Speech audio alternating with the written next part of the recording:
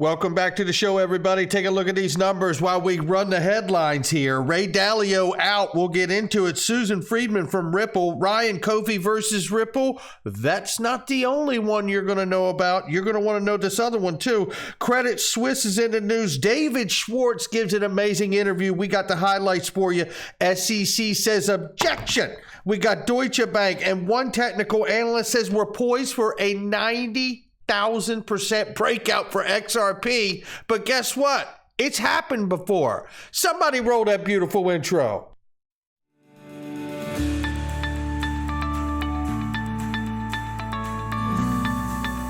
Digital Perspectives with Brad Kimes. Come on in.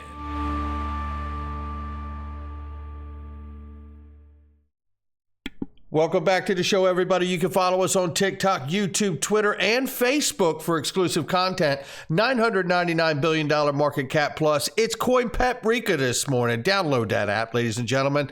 Bitcoin right now, 20,100 plus. Ethereum, 1,300 plus. And XRP is 48 cents today at the number 6 spot. We're up 2.56% on the 24-hour and 12% on the 7-day. Keep an eye on it. We were 46 cents yesterday. Hey, you never know out here. And I'll tell you something, there's nobody better to break down what's really going on and the way the world really works than Jason Cousins right here from Glint Pay. Look, I love working with this company, and I mean it when I say it about every product you see as an affiliate or sponsor underneath my video. I use everything that I offer. I don't sell anything that I don't offer. And listen to this guy right here. Almost 7. Yeah, I was at a Modern Affluence Summit the other day, and I said to the audience, how many of you have had a mortgage when interest rates were above 5%, and about 5 people put their hands up? Wow. I remember double digits. Yeah, so do I. Yeah, me too. And so the households are experiencing huge inflationary pressures. Of course, the worst hit are the lowest in the economy, the have-nots rather than the haves. I can handle an energy bill going up a bit, but a lot of people can't. True. Then, of course, companies. We've got double the amount of debt that we had in 2008. Think of that. Think of that storm that's being created right there. And certainly been created over multiple years. But, you know, the thing that really got me that he said there is about the haves and the have-nots. Now, that touched me to my core because that's how I see this world. There are only 2 kinds of people in this world, and it is the haves and have-nots. And I lived a lot of my life being a have-not. And the reason you're hearing my voice, and I believe the reason you're hearing my voice is because you don't want to be a have-not either. I've done that road. I've lived that playbook. Yeah. Daddy's tired of that one. And I tell you, that's why I believe it's a great time to accumulate gold. Now, it's not financial advice. Everybody's got to make their own decision what's right for them in their life. But check out that link underneath. I am telling you, once you start doing it and using physically allocated gold on your debit card for money, you will not stop doing it. And I have it. And in fact, I use it more than ever, and I love it. Bridgewater Associates founder Ray Dalio resigns. Don't get crazy, because this threw me. I am a huge Ray Dalio fan. But this was a part of the natural course and organic growth of his life journey and the company. The timing was right, and that's why they did it. And shout out to Ray for everything that he does. I've learned an enormous amount from him. If you go to YouTube, pull up Ray Dalio, watch everything. Your IQ goes up every minute you watch. I tell you, he's just such a brilliant guy. Susan Friedman from Ripple, baby. Yeah, head of public policy for Ripple, and opinions are her own on Twitter, by the way. But she's also on the Digital Pound Foundation. She says here about looking forward for U.S. legislation. It is refreshing that the rhetoric has moved past do we need legislation or not to a solid yes. However, legislation for the sake of legislation is a recipe for disaster. Well, we saw that already once with the U.S., right? It is also important Congress takes the time to get the relevant definitions right. It's absolutely true. Susan Friedman dropping knowledge bombs right on the crowd there. And you remember the Ryan Coffee case versus Ripple, ladies and gentlemen? Well, it's not the only one. I tell you, God bless the Twitter sleuths out here, Nerd Nation. Cowboy Crypto, and so many others out here. Here's a document naming Ryan Kofi as one of the plaintiffs in the Tezos lawsuit back in 2017. Well, isn't Ryan Kofi conveniently suing all of these different entities out here in the crypto space? Gee, thanks, Ryan.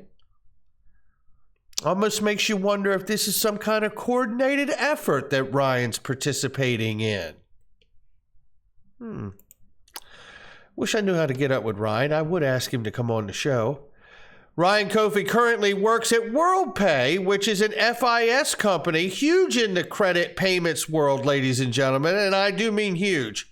Alumni Ventures is one of 4 investors in FIS. Alumni is 4 interesting investments: BlockFi, Algo, and it says CoinD is an investor in Algo, who is Alibaba and Goldman Sachs. Trust Token in 2017, and Circle in 2013. Well, the plot thickens, ladies and gentlemen. Shout out to those gentlemen for that information. There is a solution to some of the Credit Suisse problems. Credit Suisse CEO says banks will rise like a phoenix, or the bank will rise like a phoenix. And then in this post from Token Topics, and we covered this, but I want to highlight it again because we don't know. But in a 135-page report, Credit Suisse offers their research and expertise on blockchain. Furthermore, the report comes to the same conclusion as Ripple on the question of where these shifts will occur first and have the most significant impact: cross-border payments. A shared ledger system creates significant opportunity for cost cutting in a number of areas where the current processes are slow, cumbersome, highly frictional. These areas include the processing of trades and securities, ladies and gentlemen. I encourage you to remember the U.S. Securities Exchange Commission voting to use distributed ledger technology unanimously, and indeed, such measures are already being taken. As if you remember, Caroline Crenshaw said something to that effect. And Credit Suisse cites Ripple as an example tech for banks to cut costs and increase revenues. Now, it is purely speculation to wonder if this rising phoenix from Credit Suisse and the trouble that they're having will be aided by Ripple or XRP at some point. There's an excellent interview of David Schwartz out here. David, you give a great interview, and this is an excellent conversation between you and Compound Witness here. It's Eugene Chung. And let me tell you, you should watch this whole thing, but I grabbed some highlights and we're going to start right here. This is about the approach that they've taken as the company, Ripple, going at things, whether it's a top down or a bottom up, right? And you need to hear what he says here. Let me start this and like I said, this whole interview is fantastic. So I'm not skipping through it because it's bad. I'm skipping through it for the sake of time. Let me get this going here. 1 second. This is David talking about the founding days of Ripple really quickly here. Listen to this. Yeah, at that time, so that was probably mid to late 2011, sort of 2 cracks were emerging in the Bitcoin narrative, such as it was at the time. Obviously, the narrative was, most of the people were technical enthusiasts. They were very interested in the technological end, and they weren't as savvy about like how to drive adoption. The only strategy that anyone could think of was a grassroots strategy. And that's not how the internet got adopted, right? The internet was adopted by government and military first. So it's that's a key point. The internet was adopted not by grassroots, but by the top down, by governments and such. Well, isn't that what we talk about a lot here, is about a value protocol being adopted by a government or governments? Isn't that what Chris Giancarlo, the former CFTC chairman, talked about in a conversation with the Federalist Society? Isn't that what he talks about from the chair, Giancarlo, from the Digital Dollar Project, that it's worth considering? It sounds like the moment and the key component that's missing from this space. Because we already have the internet that was first adopted by governments and military, right? Where's that moment now? So quite interesting to hear that comment. Now I want you to hear the rest of this comment continued right right here. Let's go right here. Like the amount of money I borrowed. Like all of these other use cases need great payments. And so we just sort of laser focused in on payments. And I think the other thing that we did different from the very earliest days was everybody else, including us in the beginning, had this ground up strategy. Like if you don't have a strategy, your strategy is get everybody to use the thing that I think is great. And I think a lot of companies are still pursuing that. But I think there's also a sort of top down strategy. And that's kind of what the internet did. Like the internet got governments to adopt it. They got universities, they got sort of big players. And so we decided, what are the biggest players? They're banks. And we went after banks. We probably should have aimed a little bit lower than that. The problem with banks is obviously like banks are a big deal. Like any crypto partnership with a bank is a big deal. But the problem is banks are slow moving. And they're not, and especially, and the bigger they are, the less interested they are in innovation. The very biggest banks talk about how important innovation is, but really, if they could push pause on technology, they would. Why, right?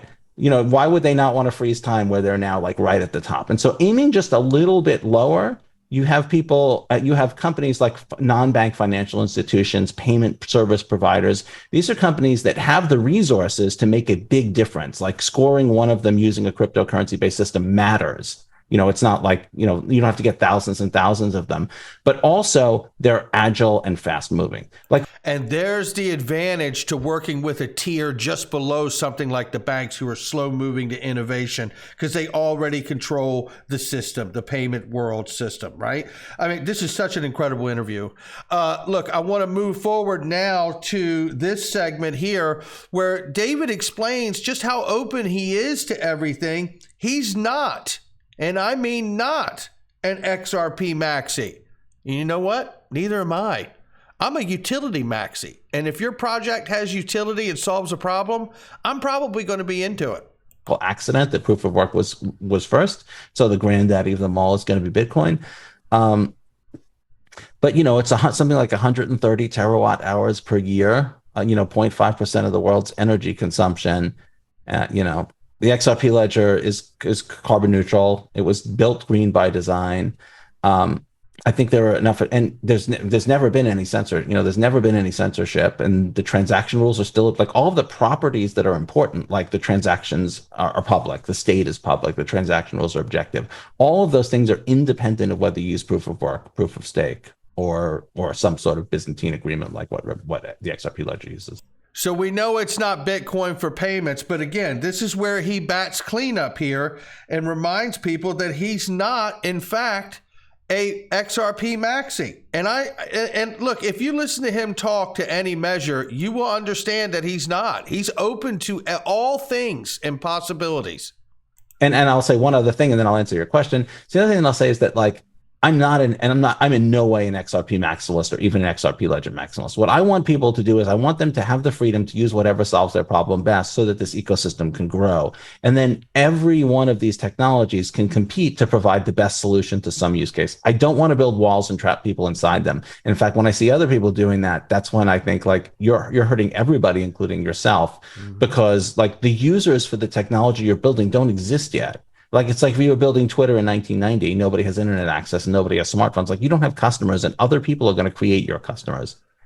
It's such an incredible point that he's making right there. Now, I want to go to one more spot here. And like I said, I'm skipping over incredible conversation, by the way. So go watch the entire thing. And shout out to Compound Witness, I believe it is, for an incredible interview here. This is 109. I want to pick it up right here. And we're going to hear them talk about deeds and things of that nature being tracked. Now, I don't know if this was recorded prior to the Colombia backing out off of that because of a political change, wind change there, or what, but he talks about the use of that as a real use case. Listen to this exchange here. It's pretty awesome. Just kind of a few things. I mean, we talked a little about Colombia land deeds. I mean, that's breaking news, and I'd love to hear perspective on that because that's just huge to me. And I'd love to hear about anything that maybe wasn't covered publicly. No. And again, very quickly, the political winds down there have changed, and they've decided not to do that unless that's changed again, but nevertheless, it doesn't change the ability for use case. Listen to this. Secret insights, really, but I do think that idea of tracking the ownership of physical goods or real property is something that, like, one of the problems that you have is the concern that there might be something that you don't know where it is. Like there might be some competing claim that's in some other ledger or in some other record that's that's on something else. And so I think having an authoritative, electronic database that tracks that ownership solves a very real problem. I think also the cost of transfer is just very high. Like if you've ever bought or sold real estate, that it's just very, very complicated. The challenge there, of course, is you do need some level of regulatory buy-in for that to work. And so it's going to be interesting to see whether are there entrenched big interests in the transfer of real estate? They're going to try to push back against this. I mean, will attorney lobbies push back and say, hey, people are going to get their land stolen because their computer was hacked, and there needs to be regulatory hook-ins, it has to take a court order, which might make, obviously if the government in the area where the land is doesn't accept whoever claims to be the owner, then, this is actually one of the first things that the XRP ledger did that I think was very interesting at the time. The XRP ledger has issued assets that are controlled by a counterparty. So you can have a dollar that somebody owes you, and it's an actual legal obligation tracked on the ledger. And if I transfer that to you, then you become like the sort of legal beneficiary. And that has to have a way to respond to a court order, because if a court says that I don't owe you the money, then the ledger is wrong, right? And let's get outside of that thought for a second, because I think what David is speaking to goes well beyond just land registry and deeds, right? I think what David really is covering here is the entire notion of what this technology is. A long time ago, we've been saying it on this channel. It's like you can't regulate what has not been defined. You can't legislate or regulate what has not been defined. And isn't that the moment that we're hoping we're in with the SEC versus Ripple? That we get a ruling in this case that deals with what was in the past, but has no impact on how XRP moves in the future unless it's positive for clarity, right? And that clarity about the protocol and the token could really allow the top-down approach to accelerate very quickly. That's my 2 cents on that. And I want to give you just one more little snippet here, and it's really him expressing his frustration.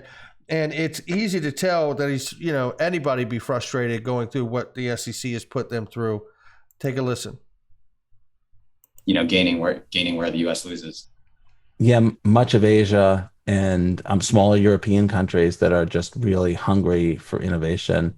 It is, for me as an American too, it is extremely frustrating. I imagine this counterfactual when in the early days of the internet, the United States government was like, this is being used to buy child pornography and spread child pornography and finance terrorism and steal state secrets and hack into, power systems. And so we should just prohibit the internet in the United States. Can you imagine? There would still be a Google and an Apple and a Microsoft, and these wouldn't be U.S. companies. I mean, we would have faced a take it or leave it choice with the internet. Can you imagine if, the internet was built by countries that built identity into every packet? I mean, what a different world we would live in. And that's what we're doing with cryptocurrency. We're pushing the innovation to other countries, and those countries, those regulators have a seat at the table. And it's just as an American, as someone who wants to see, as someone who, I put roots, we could have built Ripple in another country, but we're Americans. And you look at FTX and Binance, which are thriving, and Coinbase is now, is severely hobbled. And the mistake they made was they worked with regulators and they picked the US. Right. Very, very frustrating, but such an honest truth to where we are. There's no question about it. Again, great conversation by them. And look, we got more to go over here. The SEC is objecting very quickly to the iRemit and TapJet's amicus brief filings. And that is no surprise to any of us, but John Deaton tells it better than anybody right here. This objection is called, "We don't want the judge to consider the truth." Time Magazine and thousands of others accept XRP and other cryptos as payment and does not consider it an investment when they accept it. This is the truth. The SEC wants to hide the truth from the judge.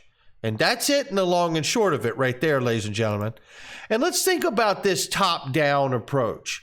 And let's think about the understanding that if we should get the clarity we need going forward, because I'll tell you something, there's something very, very key that's said here. Let me just go back quickly here in this last exchange. I want you to hear this. It is what David says on the way out here. Let me give you this clip. Let me find it. 1 second. Despite ending on that potentially grim note, I will have to say, I think the entire crypto industry, and certainly I, and many others are cheering you on and cheering Coinbase, and just overall, just like I said, just the amazing work you guys have done. I mean, you really are the OG innovators, and it's amazing to see Ripple innovate, every single year. I mean, every year there's just so much more happening, right? It's certainly not resting on your laurels, and I cannot wait to see the things that you personally, as well as Ripple overall, continue to build to help this industry grow and for it to flourish. So thank you so much for spending the time. Listen to this. Thanks. It was a pleasure talking to you. And, that ending is not written yet. If regulators step in and so all that we're fighting over is the past, then that's going to be a much better place for innovation in the United States. So what a remarkable comment. If all we're arguing over is the past and what happened in the past with XRP, then going forward is going to be really, really a bright future for what's happening. I mean, that gives me chills. It really, really does. And when I think of that, then I think of this. I think of this post right here, that top down that David was talking about, right? Deutsche Bank, for instance, has more than 47 trillion worth of derivative assets. This is only one bank. And people still wondering how XRP cannot go to $1,000 when the XRP ledger will tokenize a derivative market?